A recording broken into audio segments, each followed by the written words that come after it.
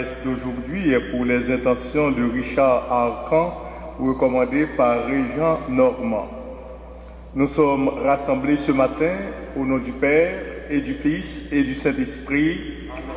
Que le Seigneur, lumière des nations et source d'unité, soit toujours avec vous.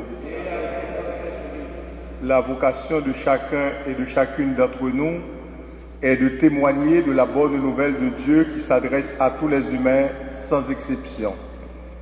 Au début de notre célébration, supplions le Seigneur Jésus de rendre nos cœurs toujours plus libres et généreux. Seigneur Jésus, lumière de nos ténèbres, apprends-nous à voir en chaque personne un frère et une sœur. Ouvre nos yeux, Seigneur. Ouvre nos yeux, Seigneur. Ô Christ, toi qui as donné ta vie sur la croix pour tous les humains, aide-nous à surmonter les divisions. Ouvre nos cœurs, Seigneur. Ouvre nos cœurs, Seigneur. Seigneur, sauveur de tous les humains, rends-nous capables de secourir les plus démunis. Ouvre nos mains, Seigneur.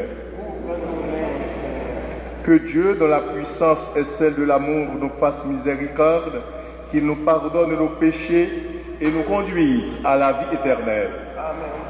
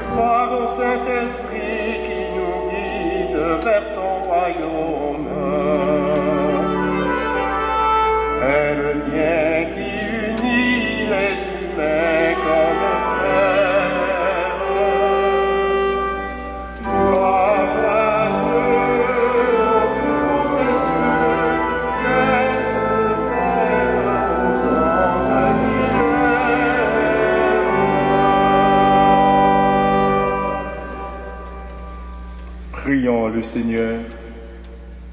Montre-nous, Seigneur, à quel point tu nous aimes et par la force de ton esprit rapproche les chrétiens divisés. Que ton Église apparaisse clairement comme ton signe au milieu du monde et que le monde, attiré par sa lumière, croit en Jésus, ton envoyé, lui qui est vivant et qui est roi, Dieu pour les siècles des siècles.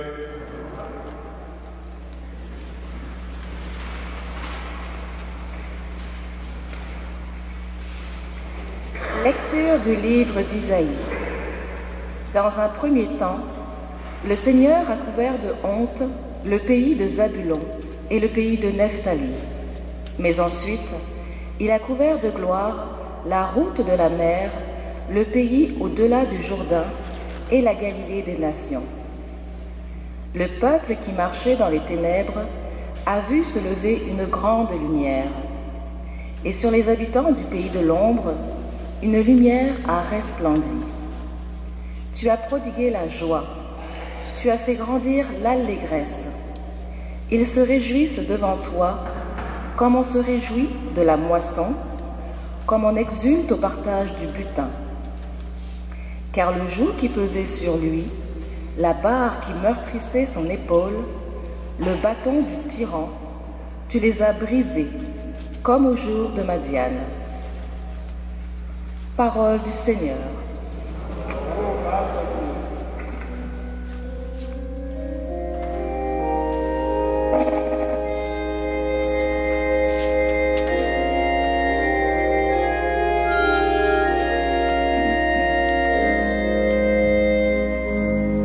Ma lumière et mon salut, c'est le Seigneur. Alléluia. Ma lumière et mon salut, c'est le Seigneur. Alléluia.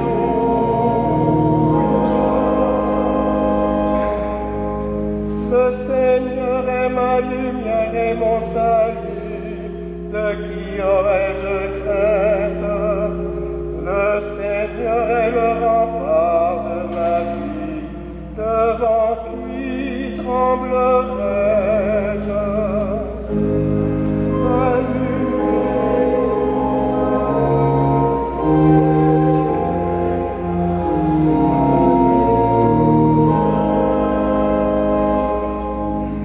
Une chose qu'au Seigneur je demande, la chose que je cherche, c'est d'habiter la maison du Seigneur tous les jours de ma vie. Ma lumière et mon salut, c'est le Seigneur.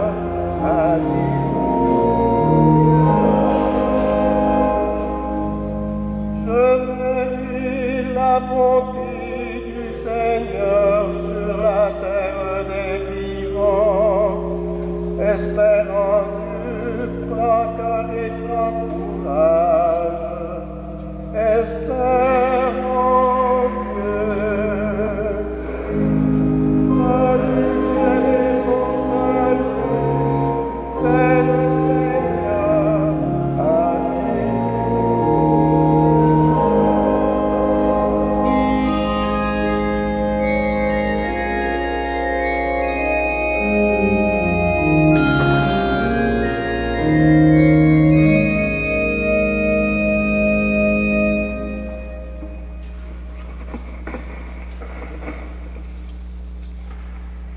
Première lettre de Saint Paul apôtre aux Corinthiens.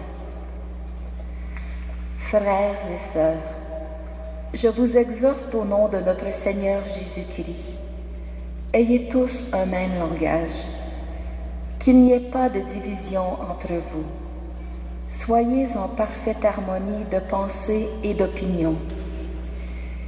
Il m'a été rapporté à votre sujet, mes frères et sœurs, par les gens de chez Chloé, qu'il y a entre vous des rivalités. Je m'explique. Chacun de vous prend parti en disant « Moi, j'appartiens à Paul » ou bien « Moi, j'appartiens à Apollos » ou bien « Moi, j'appartiens à Pierre » ou bien « Moi, j'appartiens au Christ ». Le Christ est-il donc divisé? Est-ce Paul qui a été crucifié pour vous? Est-ce au nom de Paul que vous avez été baptisés? Le Christ, en effet, ne m'a pas envoyé pour baptiser, mais pour annoncer l'Évangile, et cela sans avoir recours au langage de la sagesse humaine, ce qui rendrait vaine la croix du Christ. Parole du Seigneur.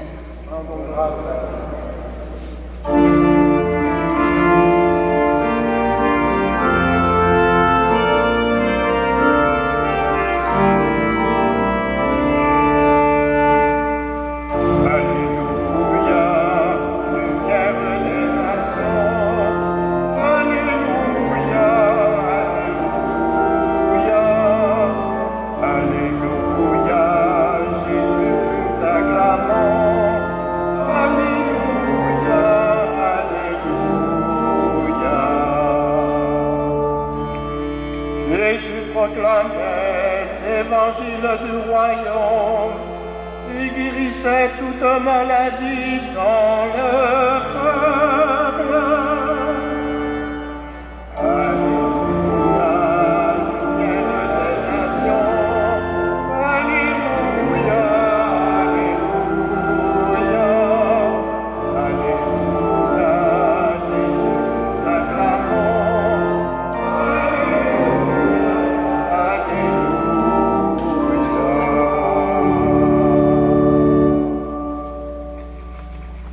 Le Seigneur soit avec vous.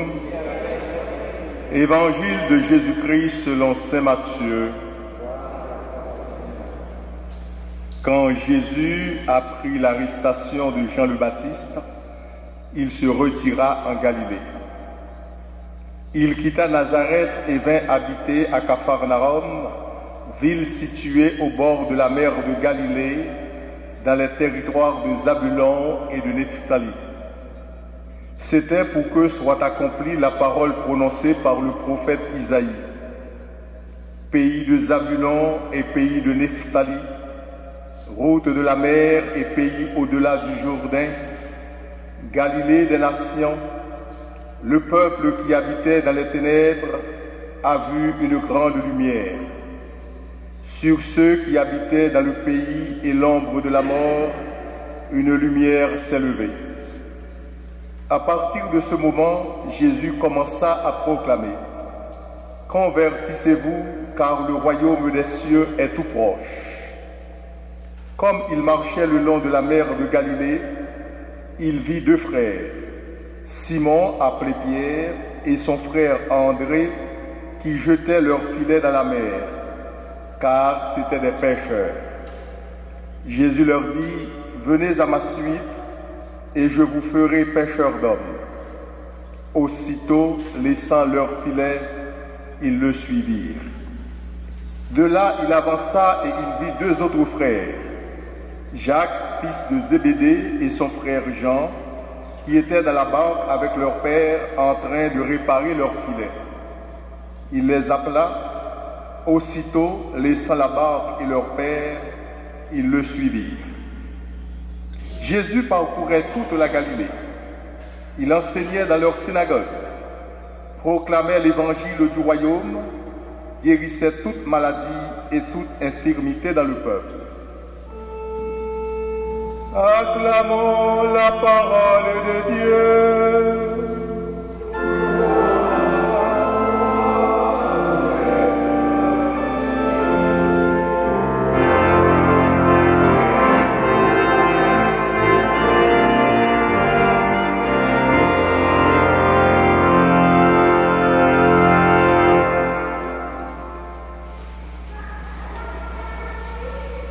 L'Église nous parle de l'unité des chrétiens et nous voyons autour de nous que les chrétiens sont divisés. Et même au temps de Paul, il y avait cette division. Nous parlons tous de Jésus et de Jésus le crucifié, et pourtant il y a des divisions dans le monde, des sectes qui prennent naissance, d'autres religions, mais il y a un point commun, c'est que c'est Jésus qui est mort, qui est ressuscité, et c'est lui qui nous rassemble. Mais Paul a insisté pour que les chrétiens se mettent d'accord, les chrétiens de son temps, et aujourd'hui il nous invite aussi à nous mettre d'accord sur la résurrection d'une seule personne. Nous avons reçu un seul baptême dans la foi et dans la résurrection de Jésus, et voilà que chacun de nous pensons à autre chose. Et Paul, il est venu nous dire de nous mettre d'accord, car Jésus, ce n'est pas les apôtres, ce n'est pas quelqu'un d'autre, c'est Jésus et lui seul qui a donné sa vie pour le salut de nous tous. Pourquoi nous ne nous mettons pas d'accord pour nous réunir en Église, pour qu'il y ait une seule Église, pour qu'il y ait un seul troupeau, un seul peuple. Mais comme nous savons, la dimension humaine, la faiblesse humaine parfois prend le dessus et nous ne sommes pas capables de faire cette différence, de passer au travers de ces divergences d'esprit. Et aujourd'hui aussi, il est question dans l'Évangile de deux hommes importants, de deux hommes qui, sur certains points, se ressemblent. C'est Jean le Baptiste et Jésus. Tous deux sont des prophètes, des annonceurs de la parole de Dieu. Tous deux aussi ont des disciples. Tous deux appellent à la conversion devant l'arrivée imminente du royaume de Dieu. Mais s'ils ont des points en commun, ils divergent aussi assez fort. La conversion proclamée par Jean est moralisante. Elle invite les gens à se débarrasser du mal qui est en eux et qui sort d'eux. Elle met l'accent sur l'obscurité et encourage à la quitter. C'est pourquoi Jean baptise dans le Jourdain. Prêchée par Jésus, la conversion, elle va beaucoup plus loin. Jésus invite les gens à laisser entrer la lumière de Dieu en eux. Il les invite à se tourner vers Dieu, sachant bien que si la lumière entre eux, les ténèbres en sortiront nécessairement. On voit bien que la différence, une chose est de se centrer sur la nuit du péché qui obscurcit notre cœur, et une autre de s'ajuster à la lumière qui nous envahit, chassant du même coup la noirceur qui nous habite. Jésus se démarque de Jean aussi. Il va quitter Nazareth pour s'en aller en Galilée, plus précisément à Capharnaüm. Son départ d'un monde exclusivement juif, Nazareth, semble à celui où évoluait Jean au bord du Jourdain pour se rendre à Capharnaüm, appelé par Isaïe le carrefour des païens. De même Jean, comme Jésus, a des disciples. La coutume de son époque, adoptée par le baptiste, voulait que ce soit les disciples qui choisissent leur maître. Or, avec Jésus, c'est tout le contraire. C'est Jésus qui prend l'initiative d'appeler ses 4 premiers compagnons. Qui sont ces 4 hommes? Ils ont une vie, ils ont une famille, ils ont un travail. Et l'Évangile nous dit que c'était des pécheurs. Ils ne suivent pas Jésus faute de mieux ou pour combler un vide. Ils répondent à un appel. Ils sont fascinés par cet homme. Un visage se tourne vers eux et les appelle. Jésus, enfin, comme Jean, proclame la venue du royaume de Dieu, mais à la différence du Baptiste, il ne parle pas au nom d'un autre. Il parle en son propre nom, avec une autre autorité, celle d'un prophète qui parle au nom de Dieu. Il est le Fils de Dieu et il parle comme Dieu. Vraiment, le peuple qui habitait dans les ténèbres a vu se lever une grande lumière. Aujourd'hui, au bord du lac intime de notre Galilée intérieure, le Fils de l'homme lui-même est en train de passer. Il nous appelle à devenir ses amis, ses disciples, ses compagnons ou bien ses compagnes. Et il nous invite à le suivre. Et quelle place occupe-t-il dans notre quotidien? Est-ce que nous lui confions nos joies et nos peines? Souvent, nous traversons des zones d'ombre dans notre vie et nous avons besoin de lumière. Il entre dans notre vie pour nous éclairer, pour nous orienter, pour nous guider. Est-ce que nous lui parlons au cœur de notre cœur? Est-ce que nous prenons le temps de l'écouter dans la parole proclamée? Est-ce que nous fermons nos cœurs ou bien nous les ouvrons pour accueillir la bonne nouvelle, pour accueillir le message? Quelqu'un disait que souvent dans la vie, nous parlons trop. Nous ne laissons pas à Dieu le temps de nous parler. Est-ce que nous cherchons à le rencontrer à travers les silences, à travers des moments de repos, à travers aussi nos peines, à travers nos angoisses?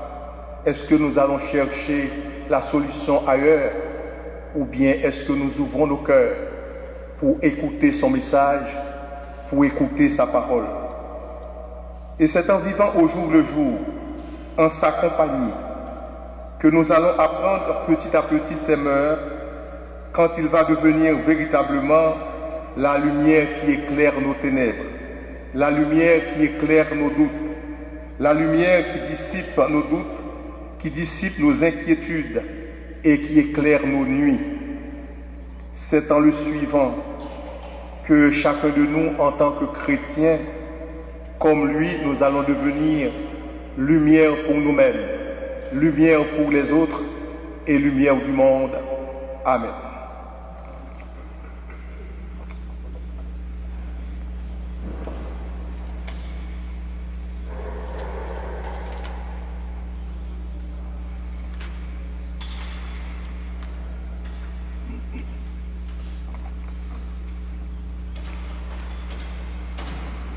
Je crois en Dieu, le Père Tout-Puissant,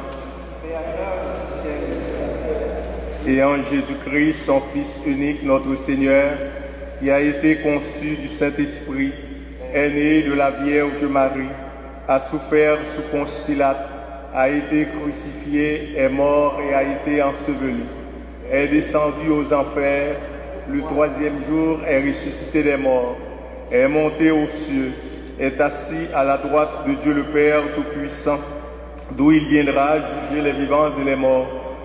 Je crois en l'Esprit Saint, à la Sainte Église catholique, à la communion des saints, à la rémission des péchés, à la résurrection de la chair, à la vie éternelle. Amen. Le royaume des cieux est tout proche, dit Jésus. Prions pour que ce royaume s'établisse un peu plus chaque jour dans notre monde, envahi par les divisions et les ténèbres. Pour que les personnes des diverses églises proclament au monde le même Christ et la même bonne nouvelle, prions le Seigneur.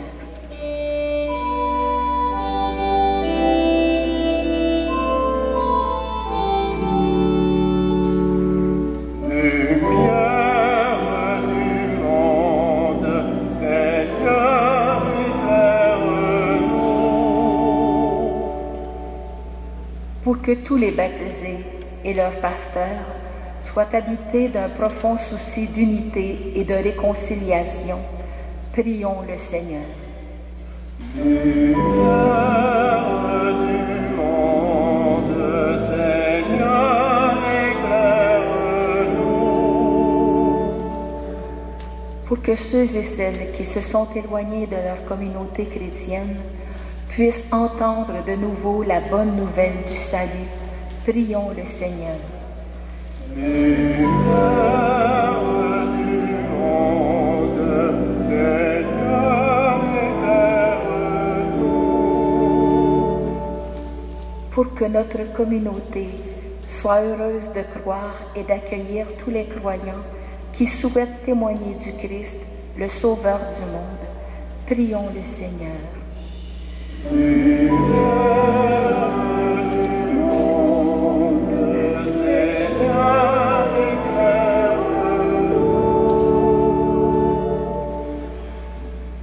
Dieu Tout-Puissant, toi qui fais se lever sur toute ténèbres une grande lumière, accueille nos prières et rends-les conciliables avec l'Esprit qui règne à ton royaume. Nous te le demandons par ton Fils Jésus notre Maître et par l'Esprit qui appelle à le suivre pour les siècles des siècles. Amen.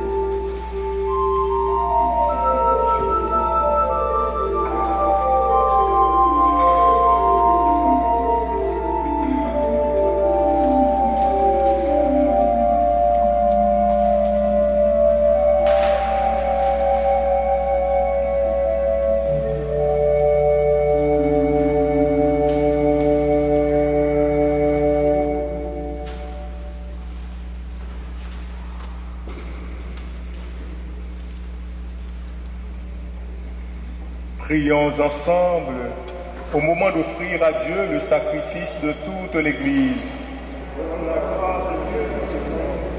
En célébrant le mémorial de notre salut, nous te supplions, Seigneur, que le sacrement de ton amour soit pour nous le signe de l'unité et le lien de la charité. Par Jésus-Christ, ton Fils, notre Sauveur et notre Dieu, lui qui est vivant et qui est roi, Dieu pour les siècles des siècles. Le Seigneur soit avec vous. Élevons notre cœur. Rendons grâce au Seigneur notre Dieu.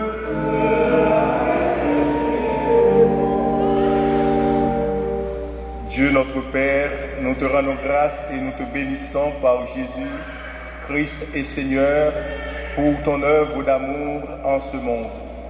Au sein de notre humanité encore désunie et déchirée, nous savons et nous proclamons que tu ne cesses d'agir et que tu es à l'origine de tout effort vers la paix.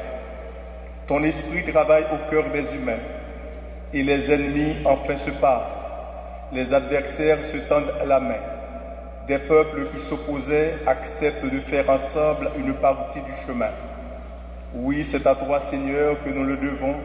Si le désir de s'entendre l'emporte sur la guerre, si la soif de vengeance fait place au pardon, et si l'amour triomphe de la haine.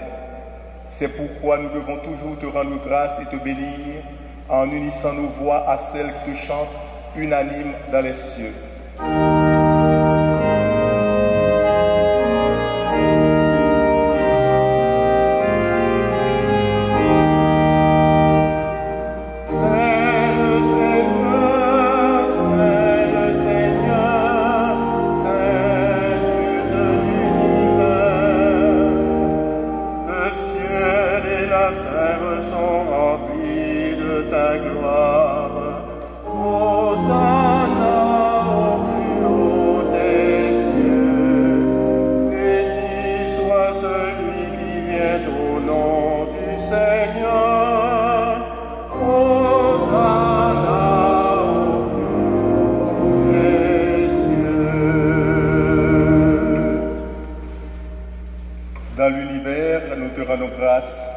Pour Jésus, ton Fils, venu dans notre monde en ton nom.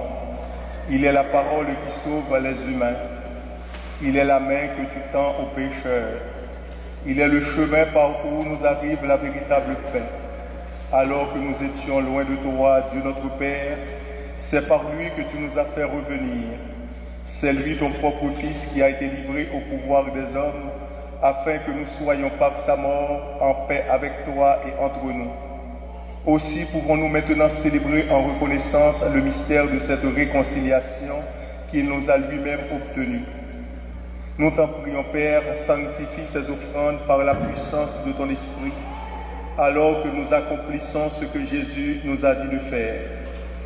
Au cours du repas qu'il partageait avec ses disciples, avant de s'offrir à toi pour notre libération, il prit le pain. En te rendant grâce, il le reçoit de ses propres mains et le donna aux disciples en leur disant « Prenez et mangez-en tous, ceci est mon corps livré pour vous. »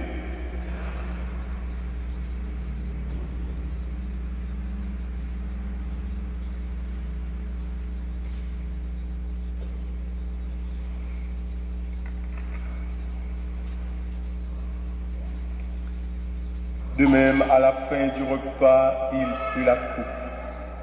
En te rendant grâce, il la bénit et la donna à ses disciples en disant « Prenez et buvez-en tous, car ceci est la coupe de mon sang, le sang de l'alliance nouvelle et éternelle qui sera versé pour vous et pour la multitude en rémission des péchés.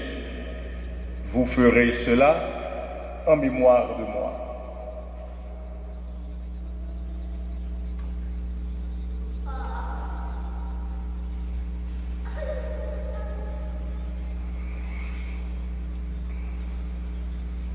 Proclamons le mystère de la foi.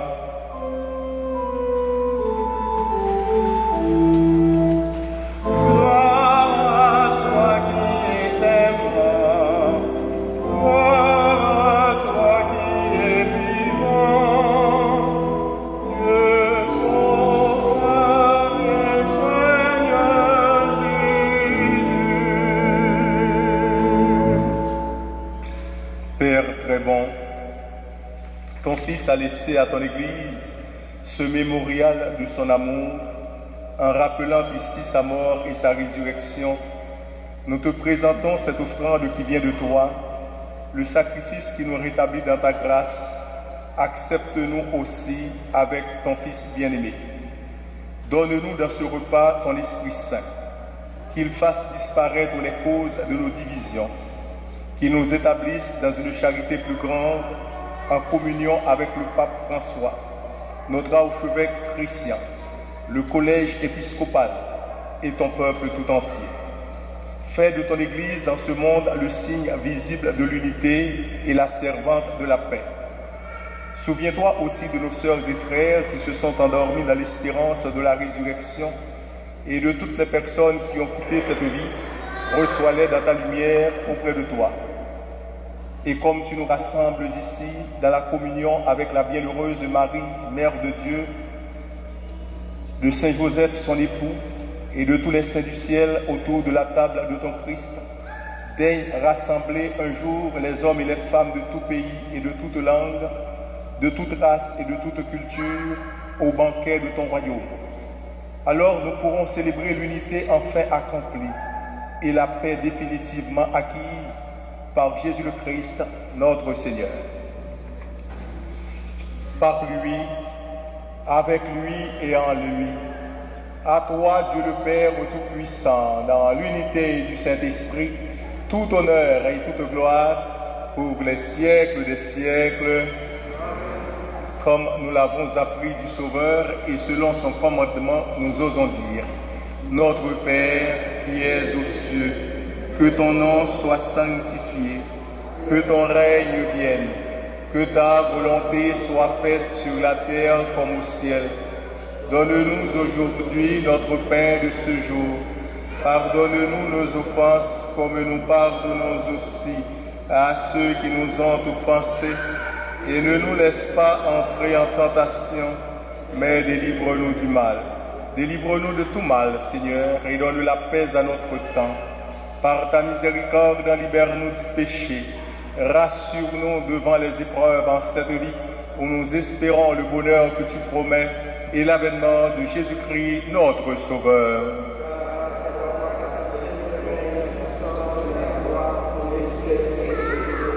Seigneur Jésus-Christ, tu as dit à tes apôtres: je vous laisse la paix, je vous donne ma paix. Ne regarde pas nos péchés, mais la foi de ton Église. Pour que ta volonté s'accomplisse, donne-lui toujours cette paix et conduis-la vers l'unité parfaite, toi qui règnes pour les siècles des siècles. Que la paix du Seigneur soit toujours avec vous. Dans la charité du Christ, échangez un signe de paix.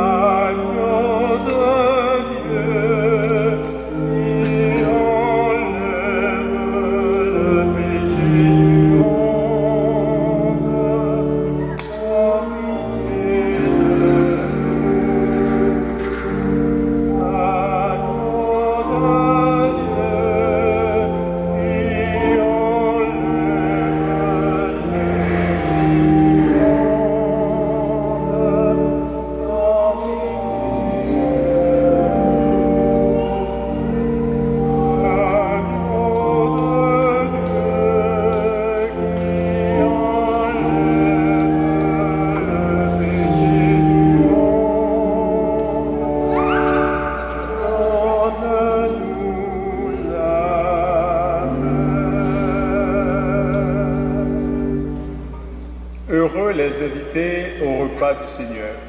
Voici l'agneau de Dieu qui enlève le péché du monde.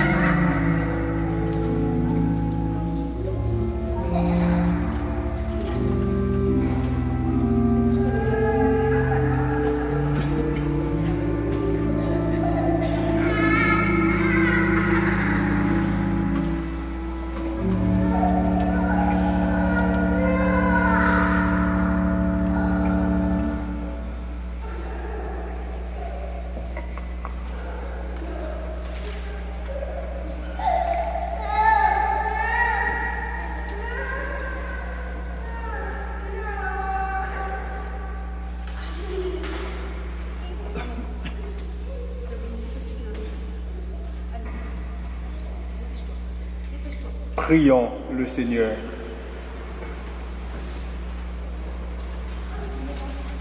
Après avoir participé au sacrifice du Christ, nous te demandons, Seigneur, d'envoyer sur le corps tout entier de l'Église ton esprit de sainteté, afin qu'il entraîne ceux qui portent le nom de chrétien à te servir dans l'unité de la foi.